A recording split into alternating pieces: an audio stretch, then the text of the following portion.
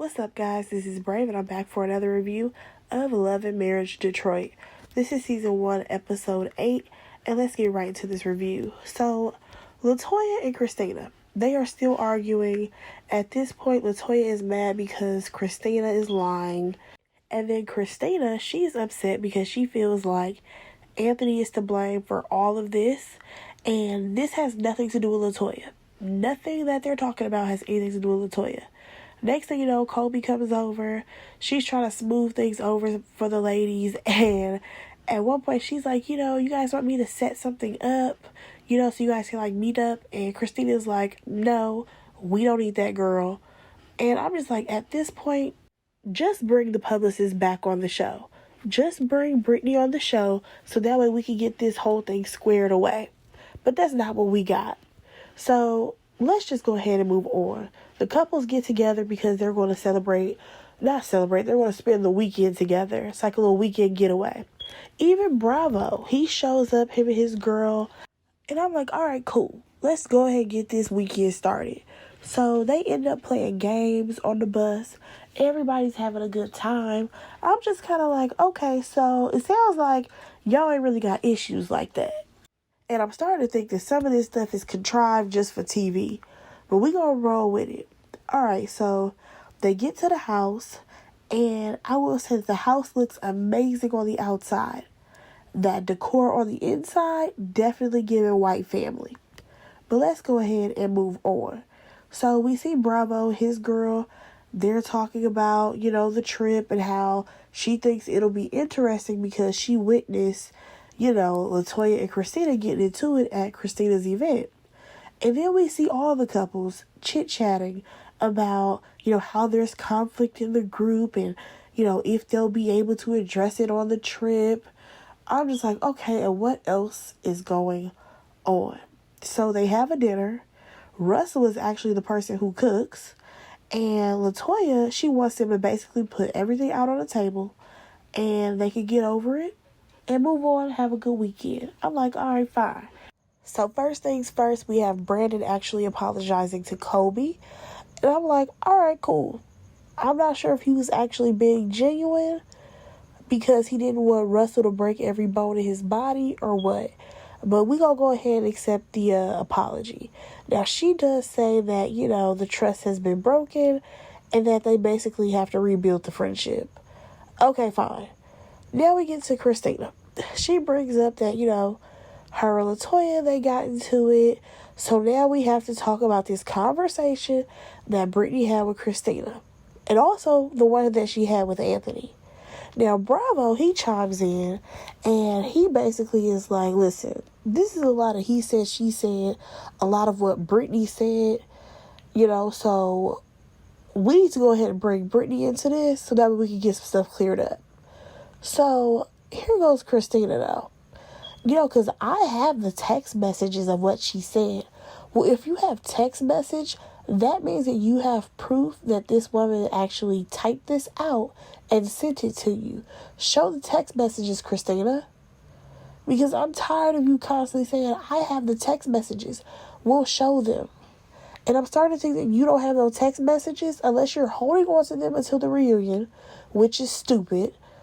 Or you ain't got no text messages because we already know how reality TV works. They'll just post your text messages. You know what I'm saying?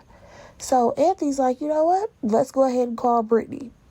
Now, I just kind of feel like Christina is lying because the way her face looked when he pulled that phone out, talking about some let's call Brittany. Yeah, baby girl was shaking in her boots a little bit. So next thing you know, he calls her and asks her, did he say that, Christina didn't like her? And she's like, no, it was all Brandon.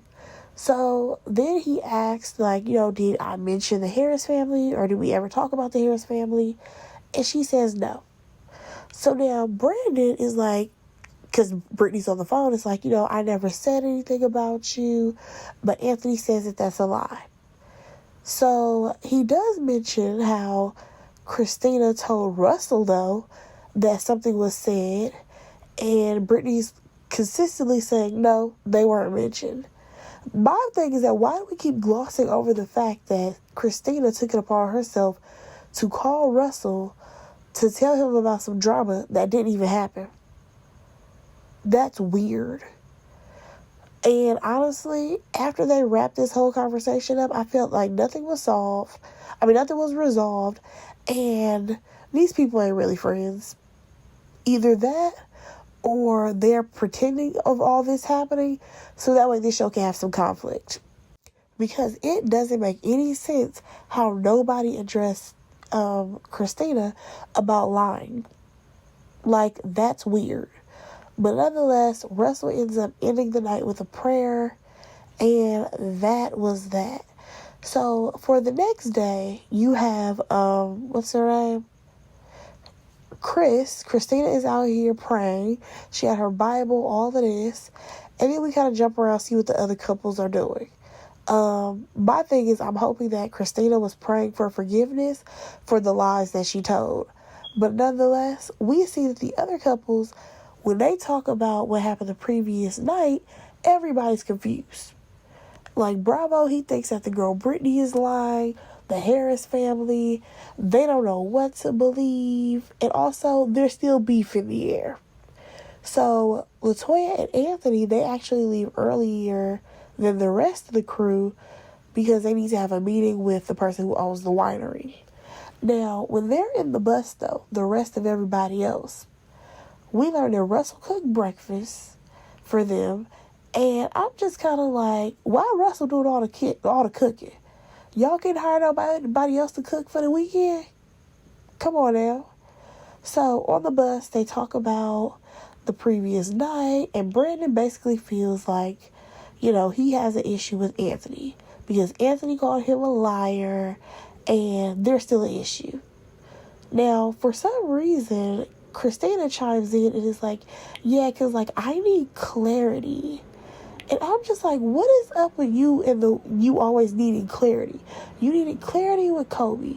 You needed clarity that your man has another artist. How much clarity do you need? And of course, she still feels like her and LaToya have some type of issue. So the couples end up going to the winery or whatever. I think they went for a wine tasting. And we see that Kobe, she's helping LaToya, film some content so that way she can, post on her social media. And I was like, okay, at least we do like to see the ladies help each other out. Then we actually see that the ladies, they go on a boat ride, and then the guys hang out. So, the guys hang out, and they talk about this showcase. Can the showcase happen already? Because I'm tired. Nonetheless, Anthony says that he wants to bring in Lyrique. Now, according to Brandon, Lyrique has poached his clients as well as stolen some of his clients from him. So now he don't want nothing to do with Lyrique. Now, here's the thing. Brandon doesn't want this man a part of it. You have Anthony advocating for this person, and Bravo says nothing, and it bothers me. I'm really trying to figure out why is it that whenever Bravo needs to speak up, he doesn't. Or when he does talk, half the time I'm just like, yeah, you ain't saying nothing. I need for us to get to the bottom and nitty gritty of a lot of things.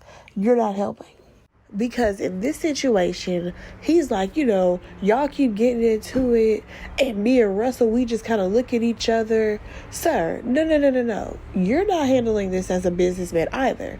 You need to come in and say, hey, I don't have a problem with Lyrique, but because, Brandon feels so strongly, I support Brandon. Or you can say, hey, Lyrique, he would be an asset. I would support him joining us on the showcase. You need to be a part of the group conversation here. I've been giving Bravo a side eye ever since, Brandon was talking to him and Anthony. And then when Anthony left, he's like, yeah, what you mean y'all be having side meetings? All this stuff. As if Bravo is not engaging into the conversations as well. Brandon, why aren't you asking Bravo? How come y'all be meeting up without me? Because it takes two people to have this conversation. But he wants to blame everything on Anthony. this is very strange. But, Brandon is standing on the fact that Lyrique cannot be involved. He feels like Lyrique, he's an absolute no. And of course, we still have Anthony trying to advocate for Lyrique, as well as tell Brandon that he does not have an issue with him. I mean, the man even gets all the way in Brandon's face, okay? Trying to see him eye to eye, so that way he can tell him that he doesn't have an issue with him. Y'all, when is show ending? When will Detroit be over?